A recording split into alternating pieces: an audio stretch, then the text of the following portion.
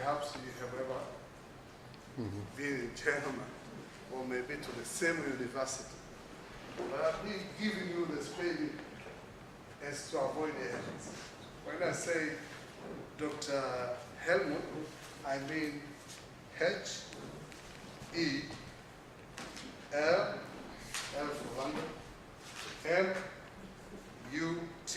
May I repeat? Maybe your pen was a little bit far. H-E-L-M-U-T. The other surname I pronounce Ashe. Ashe, yeah. It is A-S-C-H-E,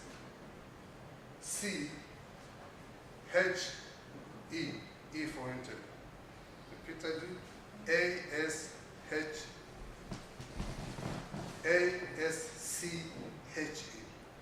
And the university is coming from, it's L for London, E for enter, I, P, Z, I, G. Leipzig University in Germany. Professor is much experienced on economic issues and very much focusing on this issue which we are going to have today about EPA. He has been presenting some papers. He has been working as a consultant. He has been working as a researcher regarding EPA. When I say EPA, I mean his proposal is for renegotiation of EPA agreement between the European Union and the African countries. Has been to Kenya, has been to Rwanda, so many African countries regarding this issue. When I say EPA, in Tanzania, you understand about it. And currently, as you know, we're still we're still conducting negotiation regarding this aspect. Without taking much time, may I give him an opportunity? Maybe there's something I missed in terms of pronunciation of your name, perhaps more profile regarding EPA, and then we'll come up straightforward, tell us why we have been here for. You're welcome. Yeah, asante sana, Bwana Chairman. Honored to be here in front of you. I have been invited by various Tanzanian institutions to come here to talk about the economic trade agreement and the ensuing negotiations with Europe, and also in conjunction with the state of the East African community. We all know that this is a thing which is important for many Tanzanians, including, and I should say even foremost, for the private sector, which should flourish, and that is why I'm interested in the subject as well, because I'm a member of the Scientific Advisory Board of the German African Business Association back in my home country, and we talked with them right before I came here. The issue is very complicated. The East African community has a so-called economic partnership agreement pending with the European Union since about 5 years. Some countries, as you know better than I do in detail, were eager to sign, Kenya and Rwanda namely, while Tanzania refused. Tanzania is not alone with her skepticism, because, for instance, in West Africa, Nigeria refused to sign the EPA draft as well, and largely for the very same reasons. That is, the fear that this agreement, which is essentially a free trade agreement, although a bit asymmetric one, could damage their fledgling industries. That is, in particular, the efforts to get industrialization in your countries into full swing, which is also a preoccupation of President Dr. Magufuli. And I'm here to forward a couple of arguments which are actually pros and cons. There can be an advantage with such an EPA agreement, that is, it assures you as Tanzanians and wider East African community irrevocable, live 100% access to the European market. So whatever you produce, not only raw material, but even processed goods, would be irrevocably be exported free of charge to the European market. That can be a big advantage.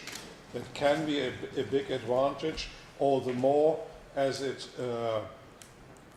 comes in association with a number of other clauses, such as beneficial rules of origin and so forth, to underpin this.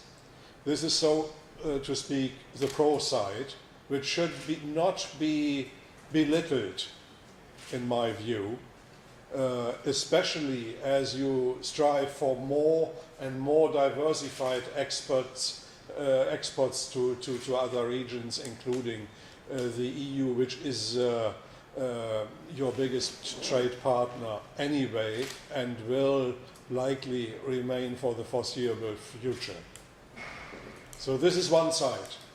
The other side is a number of clauses in these economic partnership agreements which can be indeed detrimental to your industrial and agricultural development. There are quite a number of them. I had written a paper 2.5 years ago already where I enumerated these clauses. I will mention one or two briefly in a couple of seconds, and which was obviously one of the reasons why Tanzanian institutions, including the universities, invited me here. The gist of these potentially detrimental clauses is that they restrict the policy space of Tanzania to decide, for instance, on smart protection of new industries, or to impose export taxes on newly discovered minerals, and we all know that there are some in Tanzania, in order to encourage local transformation of these raw materials instead of them being exported in the raw to Europe.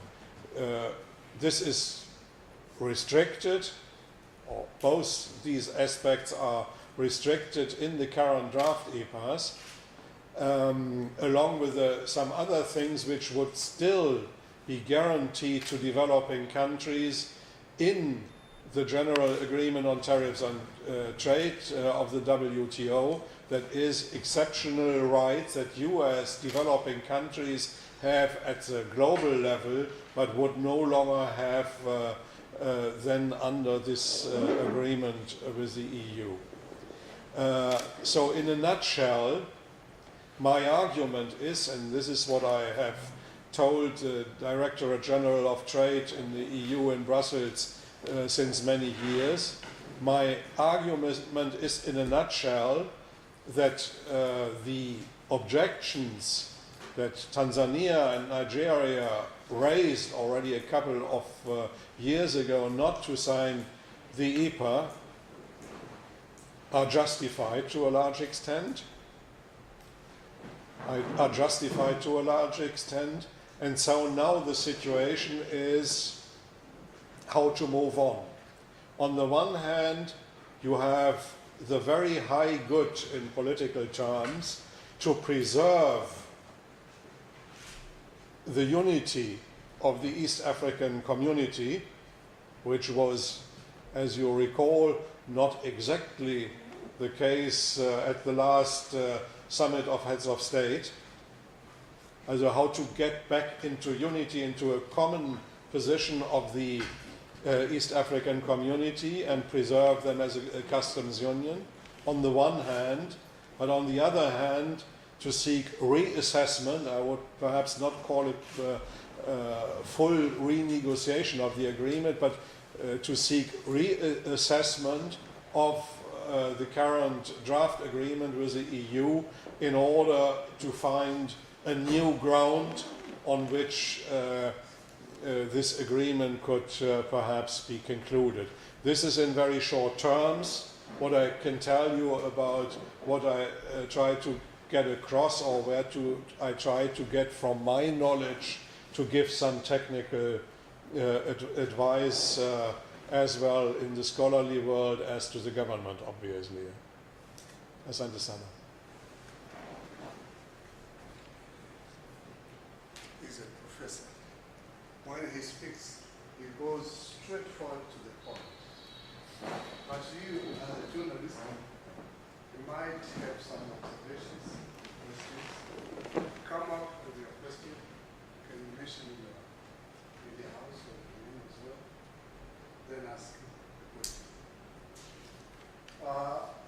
Maybe 2 to 3, 4 questions before we react to your work.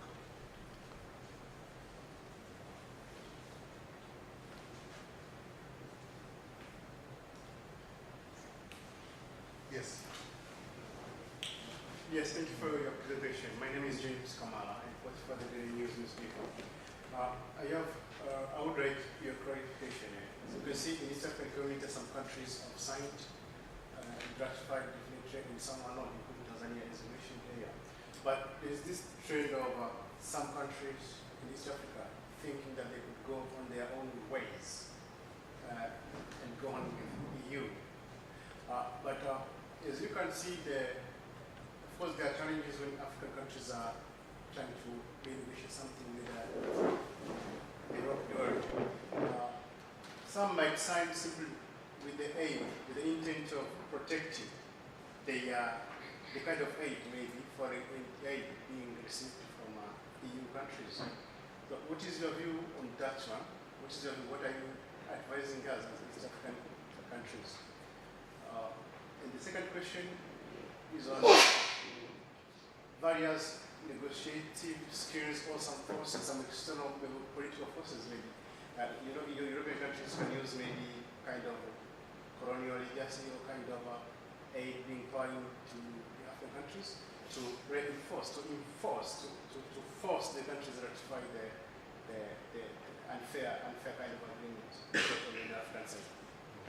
Yeah. Professor, maybe it's almost the same. In East African countries, suppose one country signs, what could be the impact? It's related to your question. I start perhaps by the end and then get to James' questions. I mean, Kenya and Rwanda have already signed, and quote unquote, unquote, but this is formally or legally to no avail, because the agreement negotiated as a group agreement among all 5 of you at the time. So it has no legal consequences. Trade with Europe for 4 of these 5 member countries of the EAC at the time goes on another basis, a so-called everything but arms agreement, but which is a unilateral concession scheme by Europe. So you can still export everything but arms to Europe free of charge as long as you are a least developed country. And that applies obviously to Tanzania.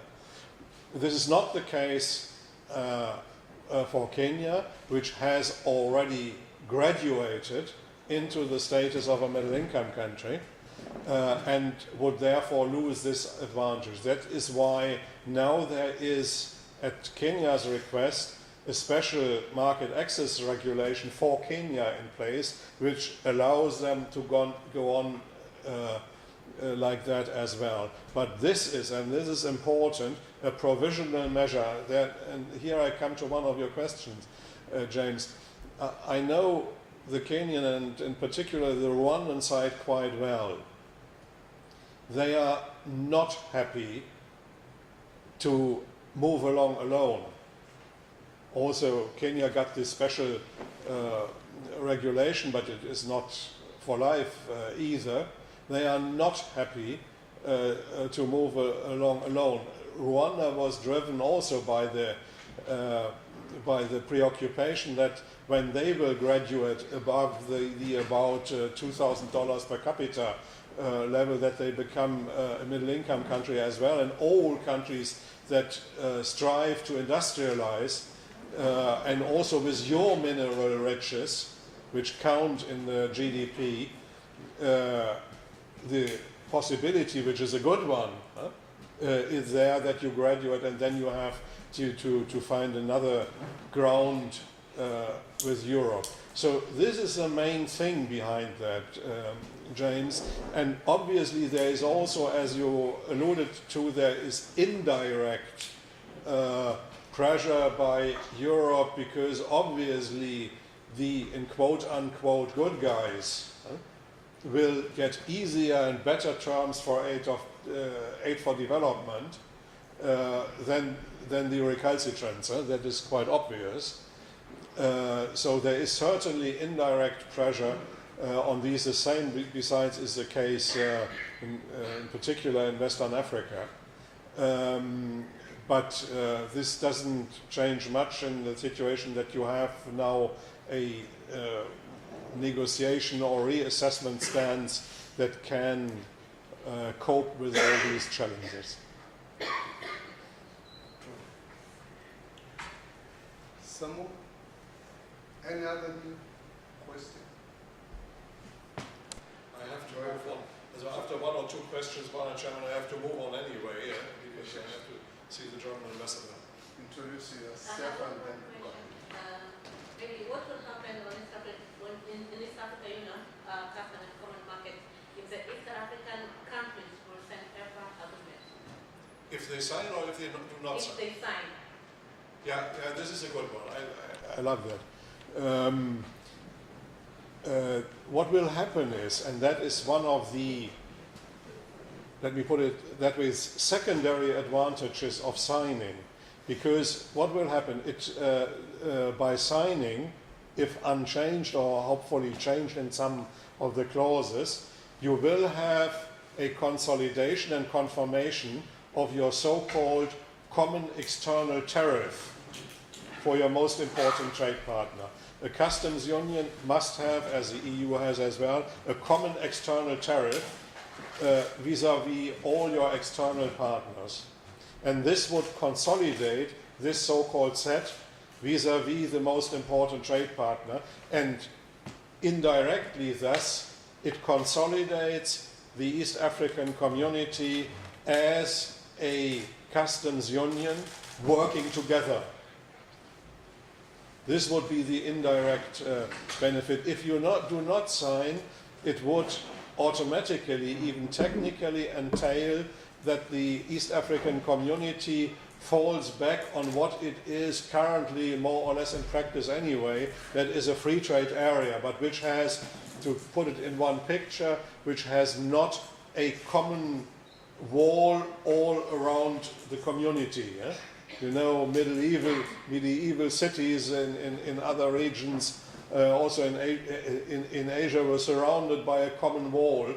And that is what the common external tariff does in modern times for trade. So I thank you for that question.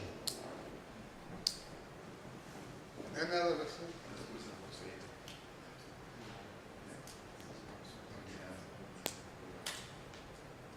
Professor, suppose majority decide to sign. What could be merit behind for European Union, or the opposite. Suppose they reject to sign. What do you think they are going to lose? No, I have spoken about the advantages and disadvantages for East Africa. For Europe, it is crystal clear. They seek further unhampered access to African markets, which is not entirely a negative thing. Because as long as there are many things, and that is also what trade theory, every prof in trade theory will tell you, as long as there is a long list of things that you cannot produce yourself, you might have interest to get that free of charge into your country, because if there are important tariffs on that, it is you, the consumers, and also the industrialists using it at inputs that pay the bill. Europe has this interest in more free market access, but as I said, which can have a flip side for things that you can in fact want to produce yourself, rightly so besides. And secondly, the European Union obviously has an interest in free importation on their side of raw materials from Africa, unhampered imports of raw materials from Africa, and that is why several of the clauses mentioned are in fact worded as they are, not exactly in favor of Africa. Last questions, please. Before we end up, Yeah. a very short, a very briefly funny story. My fellow was in Germany. He went to the restaurant asking for food. When he spoke in English, he was not being heard. The seller said, "Why did you learn English, not German?" Now please, ask him at home, Kiswahili. Tell us. Tuambizane ukweli baba. Una swali gani kuhusu EPA au linalofanana na Profesa ulivyomsikia? Professor, I listen to ask, do you still see, with the advent of Africa, China, Africa, Japan, Africa, Turkey, with a lot of networks now being developed, with a lot of also business improvement support from these countries in Asia, do you still see that Africa may need to fancy coming into a very greater partnership for businesses with Europe at the moment? I'm seeing a lot of opportunities now opening for Africa from the other bilateral partners from the Asia and from the... Thank you very much. This is a good final question, because honestly, when we talk EPA with the EU, we are not talking about relations with Europe alone, because whatever will be in the text with the EU will be requested the next morning, and this is already ongoing besides, will be requested the next morning by the United States, by China, by Turkey, and all other partners that you can imagine. So that is a special challenge also for the Ministry of Foreign Affairs and EAC Matters, which is the lead negotiator, that they have to be careful what to put in this text, because the next morning Beijing will come and Washington will come and ask for the same. So this is a multiple challenge, especially as you have fortunately got more important trade and cooperation partners than just Europe, and I congratulate you for that. Asante sana. As Africa is monitoring about Brexit. Okay, this Brexit will not give you anything positive. Will give you not give anything positive at all in your trade relations. It will only make life more complicated. Thanks a lot. Now, if you feel to have an exclusive interview, as he's marching out, you may escort him. for your exclusive stories. Professor, what is the kind of Commonwealth in Brexit?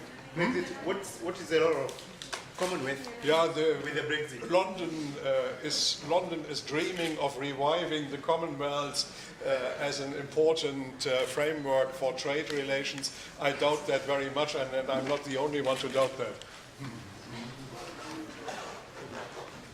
Thank you very much, Professor. My pleasure, colleagues. Next time, keep on coming with another issue, maybe of Brexit as many as possible.